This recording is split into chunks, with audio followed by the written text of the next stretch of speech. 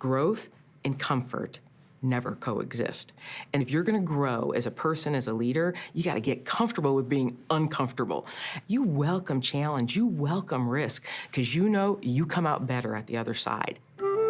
I was born and raised in Chicago, Illinois, and I think I was always the one that was sort of the mother hen of my brothers and sisters. Most of my memories are of taking care of them in one way or another. I really love school. I was always good in math. I love this idea that you should be able to derive where everything comes from. But I did a lot of activities. I played basketball, volleyball, and I was student council president.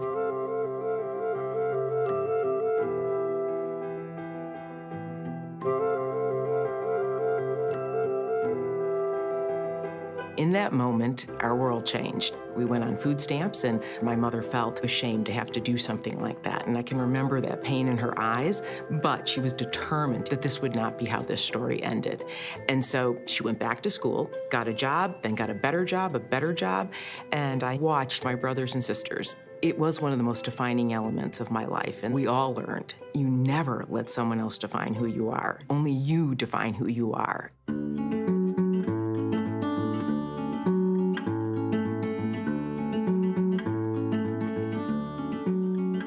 I'll often meet people and they'll say, hey, I was with you in class. I'm like, that's interesting, I'm sorry, I'm embarrassed, I don't remember you, but there was like 30 of you and one of me, so you probably remember me.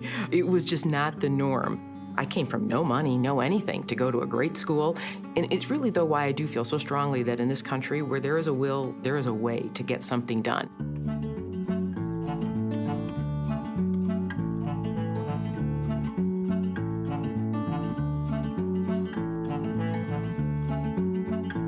Ten years into my career, I had been offered a promotion.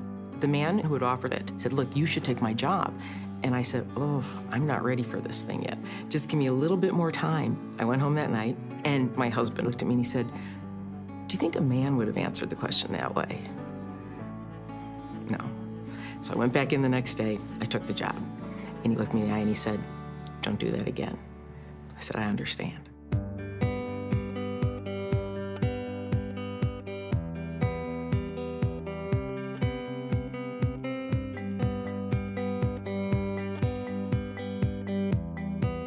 To lead IBM, I mean, wow, it is with great gratitude and a great sense of responsibility. But I didn't want the world to define me as the first woman CEO of IBM. I just wanted to be a good CEO of IBM. It was another pivotal learning point that you do have to recognize you are a role model. That for people to aspire to be something, it does really help if they see other people around them that are in that role, and therefore take that seriously.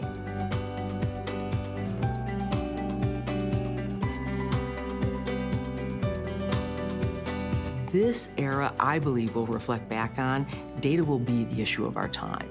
And handled with care, you will solve some of the world's most intractable problems. And that's behind all our investment in artificial intelligence and cloud.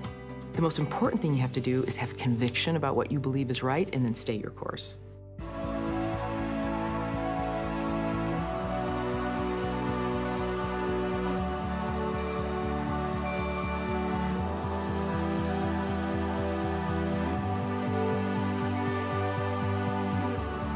When I think about women in the workplace, it's about inclusion. I do believe it's the company's job to create a good environment for that. Companies, they will take everything you can give. So you have to set your boundaries, and that's what gives you your balance. And I guarantee you, most things adapt around them. And so I think the state, the focus on that of how to advance women, it is a constant. It isn't about one moment. This is about continuity and about persistence. That is what will solve this problem. There is no doubt in my mind that attracting women and great people in general has to do with your values, and you live them. You live them every day, not what you say, it's what you do.